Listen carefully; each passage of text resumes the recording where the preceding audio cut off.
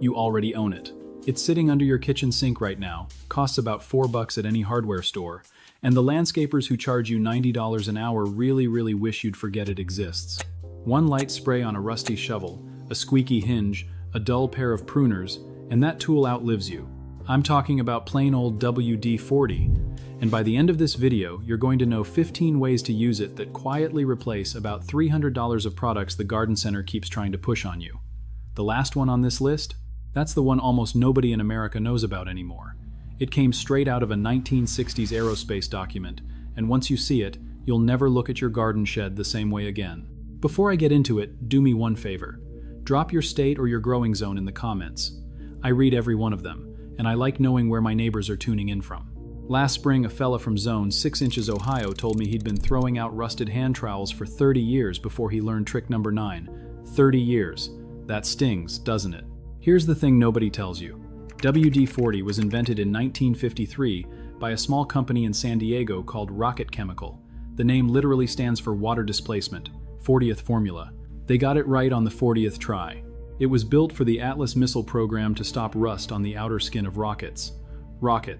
And somehow this same fluid ended up being one of the most useful things you can own in a garden shed, and the big box stores would rather sell you a $20 rust remover, a $15 blade lubricant, and a $12 pruner cleaner instead. Let's start with the one that pays for the can in about 30 seconds. Number 1. Stuck garden hose connectors. You know exactly what I'm talking about.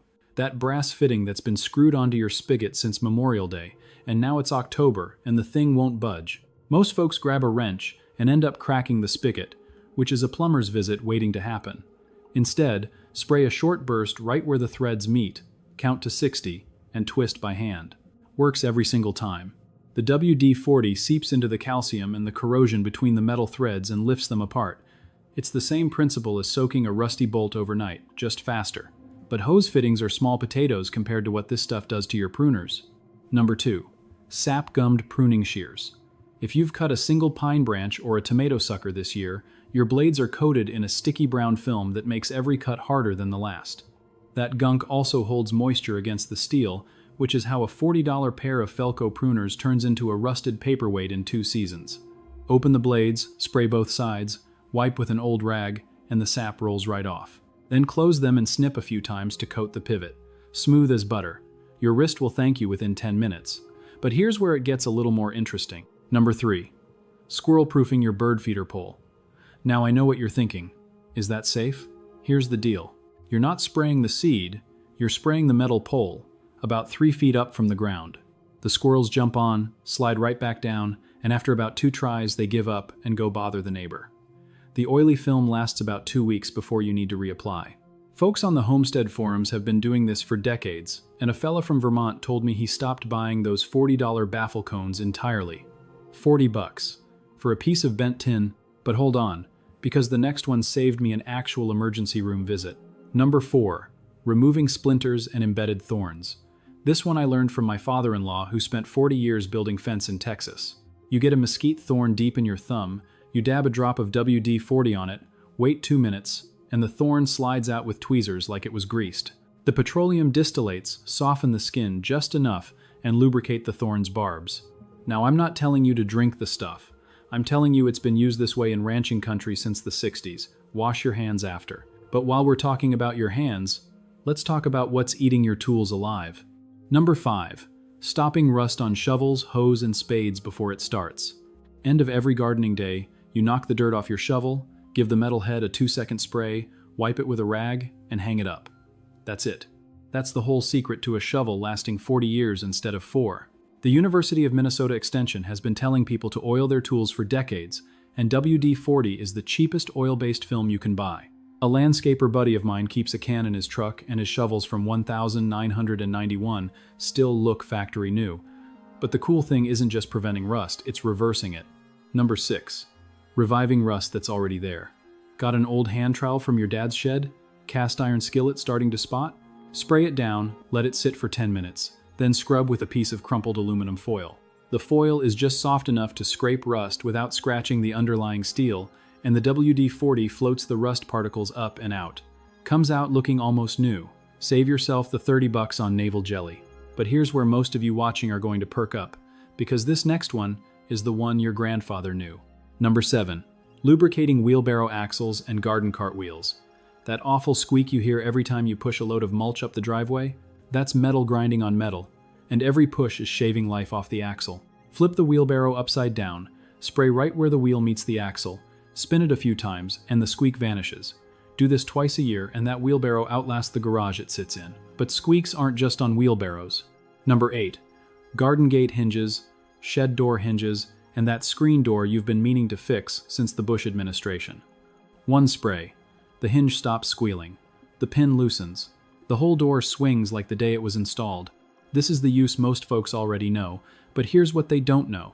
If you spray a small amount on the bottom track of a sliding patio screen, the door glides without sticking, and you stop ripping the mesh trying to force it open. My wife thanked me for that one. She doesn't thank me for much, so I marked the date. Number 9. Cleaning the pitch and gum off chainsaw blades and hedge trimmer teeth. This is the one the Ohio fella mentioned. When you trim hedges or saw through any sappy wood, the blades clog up with hardened pitch within an hour. Most folks soak them in mineral spirits, which costs $9 a quart and stinks up the garage for a week. Instead, spray the blade, let it sit 2 minutes, wipe with a stiff brush. The blade cuts 20% faster, and your motor doesn't have to work as hard, which means it lasts longer too. Now we're past the halfway point, and I want to stop here and say something to the folks watching who already have a yard, already have tools, already think they know all this.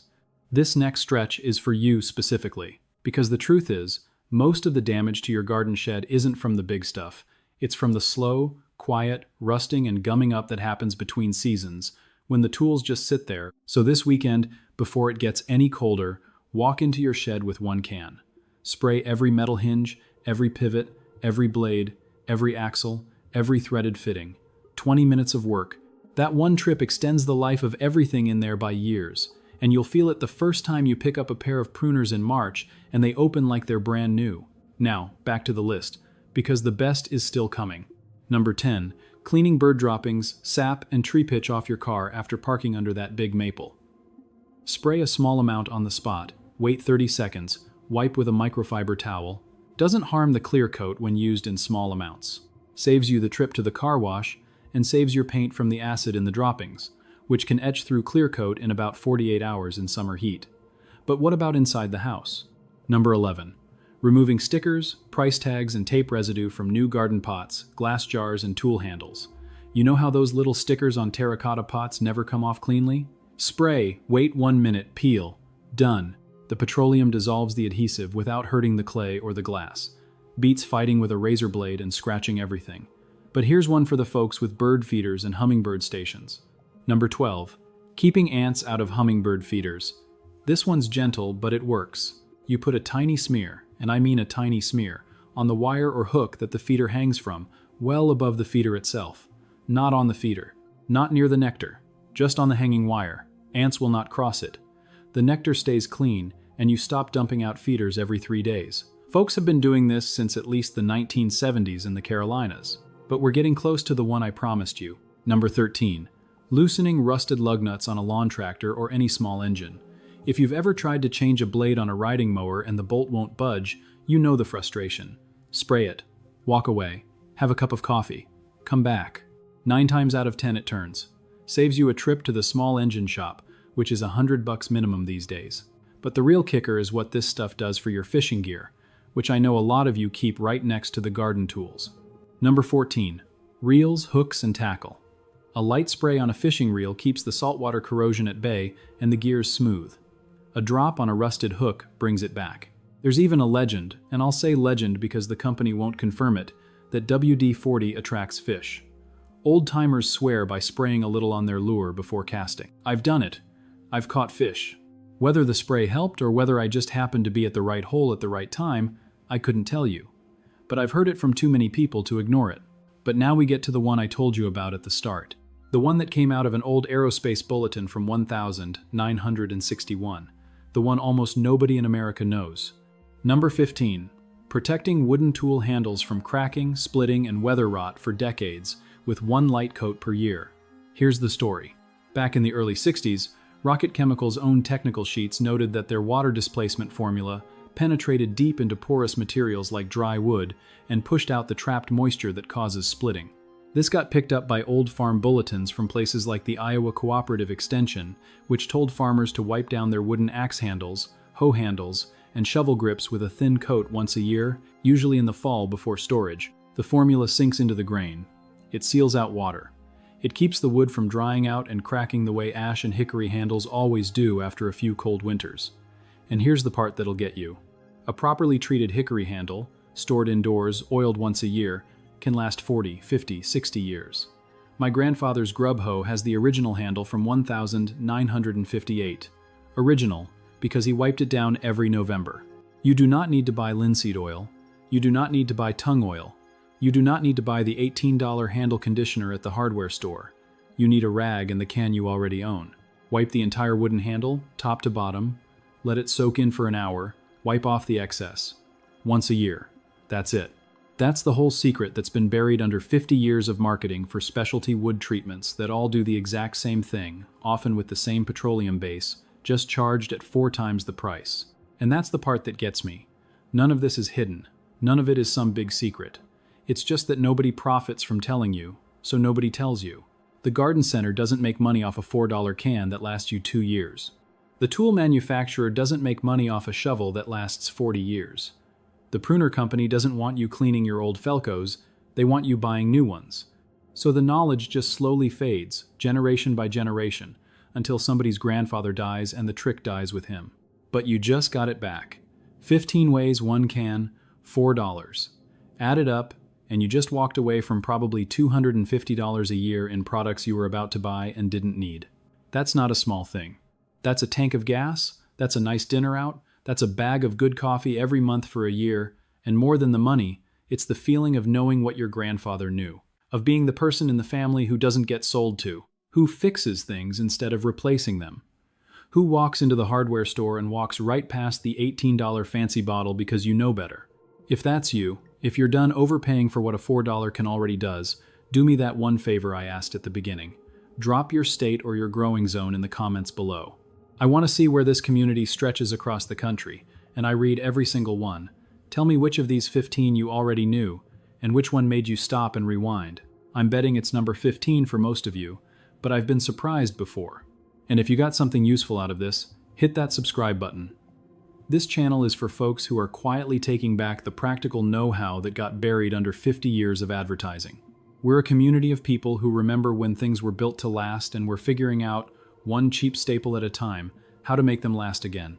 Next week, I'm going to show you the $1 pantry ingredient that kills the weeds in your driveway, cracks better than the $30 bottle of weed killer, and there's a specific trick involving warm water and a coffee filter that makes it work 3 times faster. You're not going to want to miss it. I'll see you then. Before I let you go though, I want to leave you with a little more of the story behind this stuff, because I think it matters.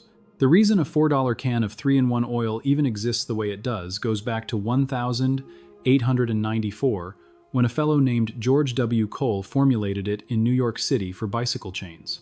Bicycles were the high-tech gadget of that decade, the way smartphones are now, and every household with a wheel needed something to keep the chain from seizing up in the rain. Cole's blend of pale spindle oil, a touch of citronella for rust prevention, and a light naphtha carrier became the standard, and it has barely changed in 131 years. Think about that. The formula in that little black and red can on the hardware store shelf is older than the airplane, older than sliced bread, older than penicillin. It outlasted 2 world wars and the Great Depression because it simply works, and because at 15 cents a can in $1920, nobody could justify inventing something better. The same goes for boiled linseed oil, which I mentioned earlier for wooden handles. That stuff has been protecting axe helves and rifle stocks since the 1700s. George Washington's diaries mention using it on the tool handles at Mount Vernon. The Shakers, who built furniture meant to last 400 years, finished everything with it. And you can still buy a quart for under $12 at any farm store in America. A quart, by the way, will treat somewhere between 40 and 60 tool handles depending on how thirsty the wood is, which works out to roughly 20 cents per handle for a finish that protects against moisture, prevents splintering, and actually feeds the wood fibers from the inside out. Now, I want to address something directly, because I know some of you are going to bring it up in the comments. There are folks who will tell you that the modern sprays are better because they have PTFE or silicone or some proprietary polymer that the old stuff doesn't. And look, I'm not going to sit here and tell you those ingredients do nothing. In a laboratory, under controlled conditions, on a brand new piece of metal, sure, you can measure a difference. But out in your shed, on a pair of bypass pruners you bought in 2011, after a Tuesday afternoon of cutting back rose canes in the drizzle, the difference is so small you couldn't measure it with a micrometer. What you can measure is the $11.96 that stayed in your pocket. I had a viewer named Dale from outside Bozeman, Montana write to me last spring. He's 73, ran a small engine repair shop for 41 years before he retired, and he sent me a photograph of a Stanley handplane that belonged to his father. That plane was bought in 1948. Dale has used it on every house project since 1972, when his dad passed it down. He oils the sole with 3-in-1 twice a year, rubs the tote and knob with linseed oil every other spring, and stores it in a drawer with a single piece of cedar to keep moisture down. 77 years old, still cutting curls of pine as clean as the day it left the New Britain factory. He told me he figures he spent maybe $9 on maintenance for that plane in 53 years of ownership. $9. Try getting that kind of return on anything else you own. That's what we're really talking about here. Not just saving a few bucks at the register, although that adds up faster than you'd think. We're talking about a relationship with your stuff. When you take 10 minutes on a Sunday afternoon to wipe down your loppers, sharpen the bevel with a $6 carbide sharpener, and hang them back on the pegboard, you're doing something your great-grandmother would have recognized instantly. You're maintaining, you're stewarding, you're refusing the slow, expensive churn of replacement that the modern economy has trained us all to accept without question. And here's the kicker that nobody at the big box store wants you to think about. Every tool you keep alive is a tool that doesn't end up in a landfill in Pennsylvania or shipped overseas to be melted down at enormous environmental cost. The greenest tool you can own is the one you already have, kept sharp and oiled and ready for next season. A $4 can of oil isn't just a money saver. It's a small, quiet act of resistance against a system that profits when you give up. So go check your shed this weekend. Pull out the rustiest, saddest-looking tool you own. Give it the treatment we talked about today. Let me know in the comments how it turned out, and don't forget to drop that state or zone so I can see where you're watching from. I'll see you next week for the driveway weed trick. Until then, keep your edges sharp and your handles oiled.